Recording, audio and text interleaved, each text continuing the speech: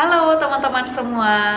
Kalau di video yang kemarin kita sudah membicarakan mengenai roadmap perkuliahan kita di mata kuliah Psikologi Perkembangan, di video kali ini saya akan menjelaskan subcapaian pertama dari mata kuliah Psikologi Perkembangan.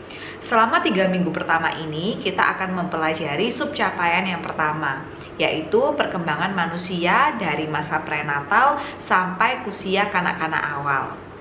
Prenatal itu ketika bayi berada di dalam kandungan ibu. Kenapa ada bayi yang terlahir sempurna, tetapi juga ada bayi yang lahir dengan cacat. Nah, itu akan kita pelajari bersama.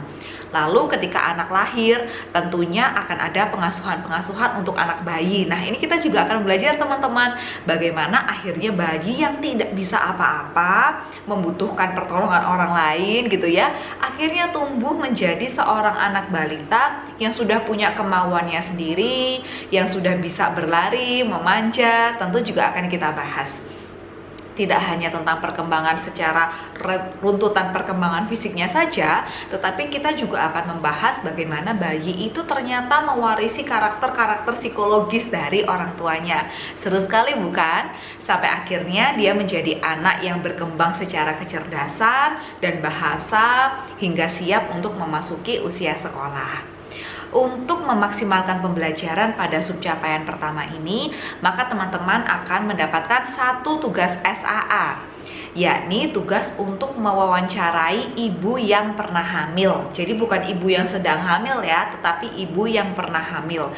Diusahakan jangan ibu sendiri ya, karena untuk ibu sendiri nanti akan ada tugas yang lainnya. Nah, teman-teman bisa mencari entah itu tante atau kenalan yang udah pernah hamil untuk melakukan wawancara. Wawancaranya seputar apa? Seputar bagaimana adanya perubahan fisik, emosi, dan juga aktivitas sehari-hari yang dialami oleh ibu yang sedang hamil, dan bagaimana prosesnya mendapatkan pemeriksaan dari dokter hingga akhirnya melahirkan. Di sini teman-teman akan tahu bahwa ternyata teori-teori yang kita pelajari di kelas itu benar-benar terjadi di dunia nyata. Untuk bisa mendapatkan nilai yang baik pada tugas SAA ini, maka yang pertama teman-teman perlu mencantumkan data-data yang diminta dengan lengkap. Nanti akan ada format tugasnya ya teman-teman. Lalu yang kedua adalah melakukan analisis. Analisis itu artinya dari data yang teman-teman peroleh dari ibu yang pernah hamil ini, teman-teman coba kaitkan dengan teori yang pernah kita pelajari di kelas tentang masa prenatal dan postnatal. Setelah itu yang ketiga adalah kesimpulan. Teman-teman diminta untuk menyimpulkan apakah progres yang dialami oleh ibu-ibu ini sesuai dengan apa yang kita pelajari di kelas.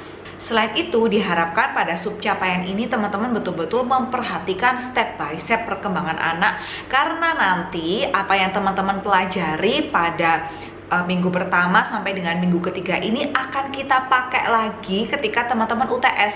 Jadi karena UTS-nya nanti kita akan membuat observational checklist untuk anak-anak, maka tentu saja penguasaan teman-teman terhadap perkembangan fisik, kognitif, dan juga sosial emosi yang kita pelajari selama 3 minggu ke depan ini masih akan kita pakai. So, have fun di 3 minggu pertama ini. Silahkan jika ada pertanyaan, teman-teman boleh langsung menghubungi kami melalui WhatsApp, email, maupun berkomunikasi lewat e-learn. Bye!